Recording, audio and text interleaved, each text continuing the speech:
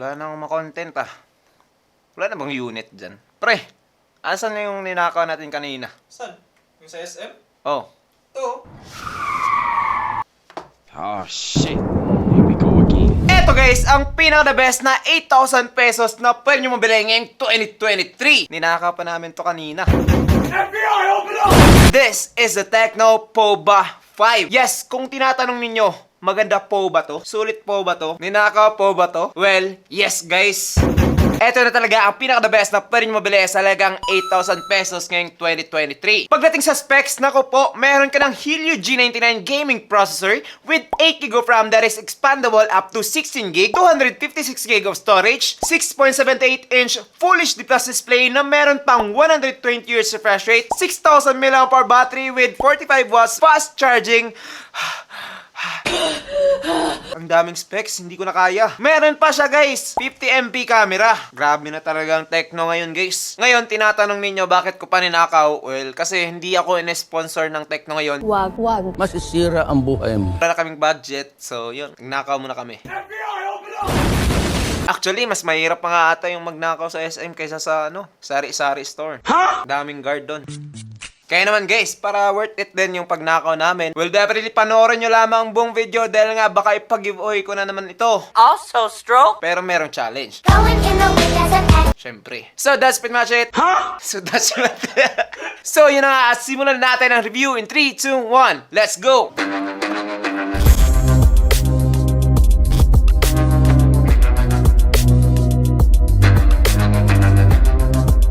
Hey, what's up guys? I'm JP and this is JTeen TV. So before tayo magsimula, I just want you to know na meron tayong ongoing na giveaway na tong Tecno POBA Neo 3, iPad Mini 1, iPad Air 1, at saka lastly, yung pinakabago, Tecno Spark 10C. Ayan guys, madami tayong pamigay.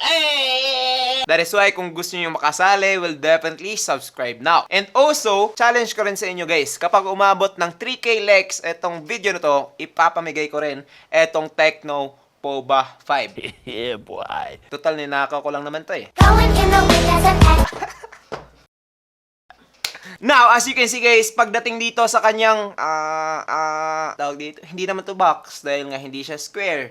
What the is this? Pagdating dito sa kanyang triangle guys, malatobleron talaga yung kanyang packaging. Yan, di ba? Kita nyo naman, di ba? Unique. Never pa ako nakakita ng isang box ng isang, hindi talaga box.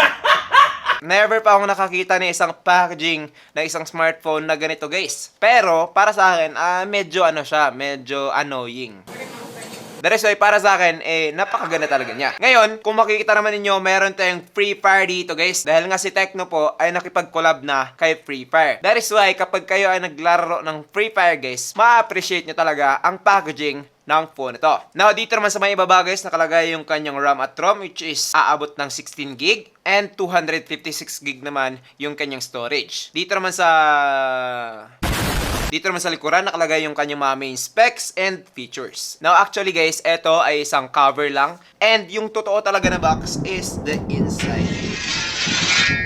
As you can see, ito na po yung totoong kulay ng Tecno POBA 5. Maganda pa rin naman, usual color lang. And yun na nga, para sa akin, yung pinaka-importante talaga dito is yung lamaan. Ito na nga guys, hindi na kayo makapaghintay eh. Pero bakit kasalanan ko? Parang kasalanan ko. Ako, pwede akong maghintay maghapon dito. Kayo hindi. Kaya naman. Boom! So, eto na nga guys, si Tecno POBA 5. Kapag tinanggal natin to, ayun. So, yun na nga siya. Ito po ay nasa kulay na amber gold. And meron ka pa iba't ibang choices actually, pero eto talaga yung pinaka nagustuhan ko. Napaka-amazing na ng kanyang design. Kahit na meron pa siyang cover. Parang silabi ko. Ang ganda na kahit na merong cover. Now, as you can see guys, meron po siyang SIM ejector pin dyan. And kapag tinanggal naman natin to, madaming laman. Una, meron na tayong 12 plus 1 month warranty. Pangalawa, meron na naman tayong Free Fire dito guys. Ito ang kanilang gift card na merong gift code para sa Free Fire. And kasunod naman yan, andito ang kanyang warranty card. Actually, hindi mo to kailangan guys dahil nga hindi madaling masira itong phone na to. After that, meron tayo dito guys, Free Fire sticker, which is hindi ko talaga na-appreciate dahil nga hindi ako Free Fire player. Pero, pwede na itong pang-design sa inyong mga motor, sa inyong mga ref, and even sa mismong cellphone kung gusto nyo. And eto na nga guys, yung paborito ko dahil nga no need nang bumili ng case. Meron ka ng free jelly case. At hindi lang yan yung isa sa mga gusto ko dito guys dahil nga meron na siyang earphones na kasama. Meron pang mic. Pwede na tong pang call. Ano pang pwede nyong gawin? Pwede na to guys. Kasunod naman yan, andito na yung usual guys, which is yung Type-C cable. And last but definitely not the least, yung kanyang 45 watts charging adapter. Yes guys, fast charging na po yan. All in all, na-enjoy talaga ako sa pag-unbox na itong phone na to dahil nga sa halagang 8,000 pesos, meron ka ng complete package na meron talagang earphones. Hindi katulad ng iba guys, walang earphones. So, eto na guys, si Tecno Pova 5. As you can see, worth it talaga yung pagod at pagtakbo namin kanina guys. Ang ganda talaga netong phone nito. Akala mo talaga metal yung kanyang likod and frame. Wow! Pero syempre, kunin muna natin to. Hindi to gangsta eh. Hey, trying to get clipped or what? Papansin lang to. Ang angas mo ah! Parinig ko sa inyo. Wow! Wow! Wow. Sarap! Ang sarap mo! So, eto na nga talaga. Meron pang square. Punasan ko muna. So, eto na talaga guys. Ang ganda talaga. Napaka-premium looking. Napaka-elegante nitong Tecno Pova 5. Pero ang downside, medyo dumihin din siya. Dumidikit talaga agad yung aking mga fingerprints and smudges dito guys. Dahil nga itong phone to ay meron pa rin glass front, plastic back, at saka plastic frame. That is why, dahil nga glossy siya, madali talaga siyang madumihan. Nagustuhan ko talaga yung kanyang design dito sa kanyang likod. Dahil nga napaka-unique niya. Meron tayong parang mga screw dito. At saka para siyang metal frame na merong pattern. So pang gaming talaga yung kanyang dating. 'Di ba? Ganito yung itsura guys kapag nag-gaming kayo tapos hinahawakan ninyo yung phone. 'Di ba? Ang lupit. Meron din tayong dalawang camera circle dito guys. And as you can see, hindi po siya nakaangat. And flat lang po siya. Which is pabor na pabor talaga para sa mga gamers. Dahil nga hindi nyo na mafe-feel yung mismong camera niya. So mas comfortable na talaga yung pag-gaming dito sa phone na to. Dito sa ibaba nakalagay yung kanyang Tecno Pova logo. Which is minimal lang. Nagustuhan ko talaga. And kapag pinuntahan naman natin yung kanyang mga size guys, dito sa ibaba nakalagay yung kanyang 3.5mm port, microphone, Type-C port, at ang kanyang speaker guys. Dito naman sa right side nakalagay ang kanyang volume rockers and yung kanyang fingerprint scanner / power button. Dito naman sa left side nakalagay po yung kanyang SIM card tray which is naglalaman ng 2 SIM card at isang micro SD card. And dito naman sa top nakalagay po yung kanyang secondary speaker. Yes, meron ng secondary speaker etong si Tecno Pova 5. That is why kung gusto nyo ng mas malakas, mas balanced, and overall better sounding device, well definitely mas maganda talaga kapag merong dalawang speaker. Katulad na lamang nito. Dito naman sa may harapan guys, meron tayong earpiece, and katabi naman ito yung kanyang front LED flash. Kaya naman kung gusto niyo mag-selfie kahit na gabi, kahit na walang ilaw, kahit na pangit kayo, ay hindi kasama yun guys. Ang angas mo ah! Well, definitely mas okay talaga etong phone na to. Especially kapag ako nagsa-selfie dito guys. Magandang maganda talaga to. Dahil nga, gwapa ako, di ba? Paano masabi? I love you.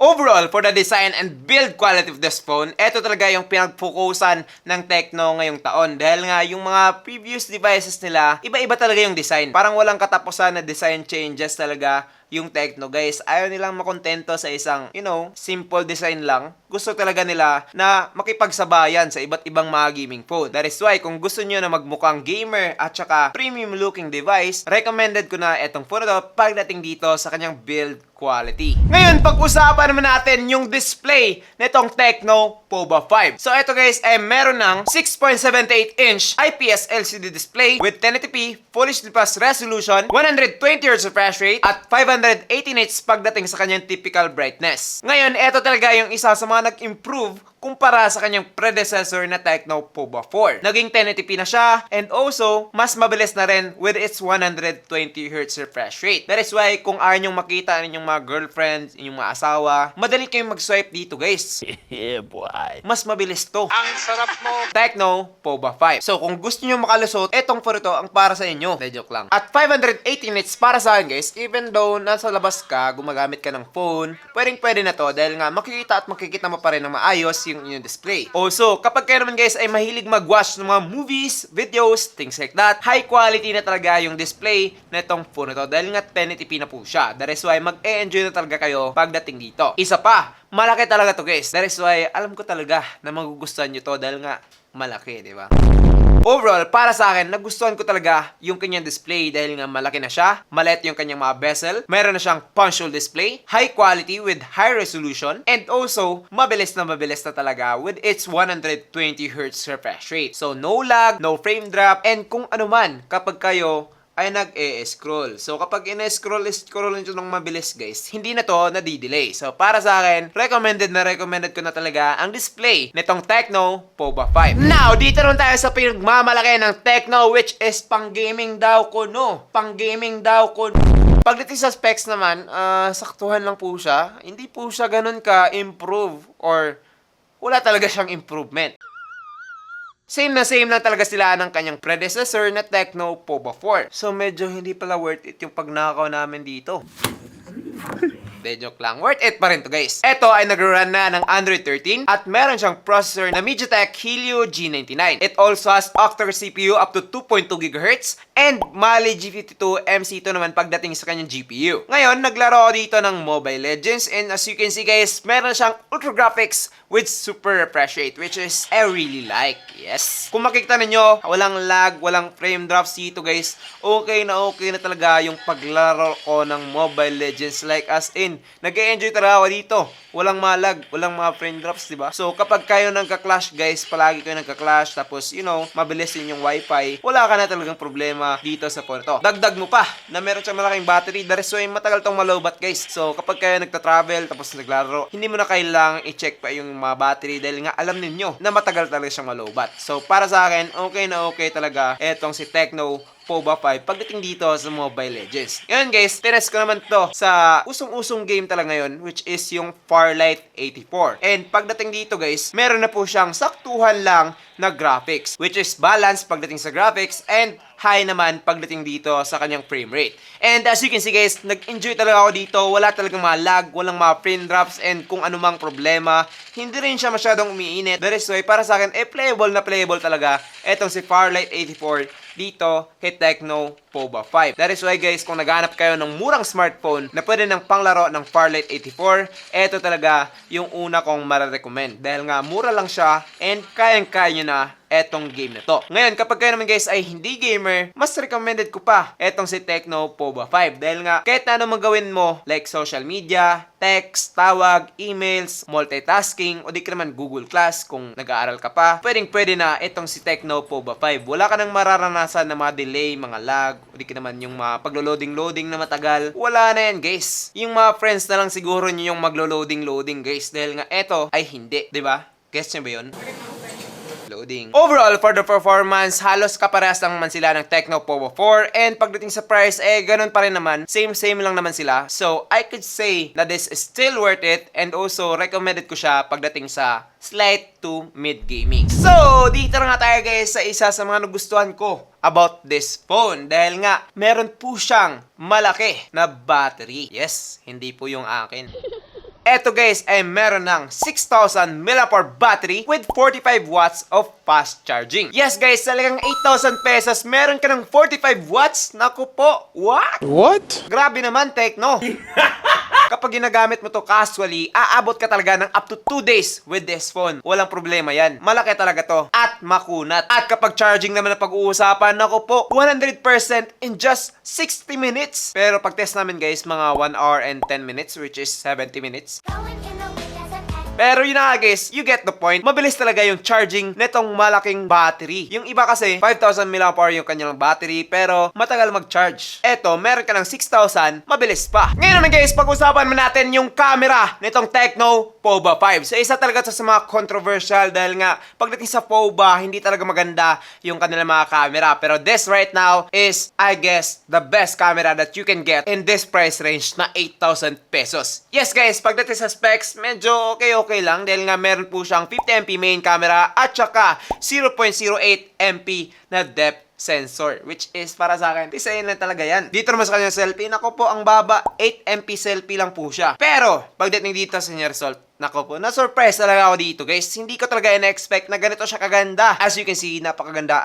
Napakagwapo ko talaga dito, guys. Napaka-clear na aking skin. Kahit na bagong gising pa ako dito, guys. Okay na talaga yung kanyang photo quality para sa akin lang. Pwede na itong pang My Day, pwede na itong pang Facebook, di ba? Kahit na Instagram. So, kung naghanap ka rin isang natural looking camera, pwede na to. Because kung makikita naman niyo, yung aking color dito guys is accurate po. And also, yung kanyang color production is tamang-tama na din. Dahil nga kung ano yung mga color na nakikita natin in person, ay ganun din yung nakikita at nakukuha na picture gamit etong si Tecno POBA 5. Dagdag ko pa na meron siyang bright flash dito guys. That is why kapag kayo nagpipicture-picture ng madilim o di ka naman sa gabi, pwede na rin pang picture etong si Tecno POBA 5. So, all in all, pagdating dito sa kanyang photo quality, ang gwapo at saka eto na talaga ang pinaka-the best na 8,000 pesos ngayong 2023. Ngayon, pag-usapan mo natin yung video quality nitong Tecno POBA 5. Well, pagdating dito guys, eto ay aabot na ng 2K at 30fps, both main camera and selfie camera. And as usual, try natin.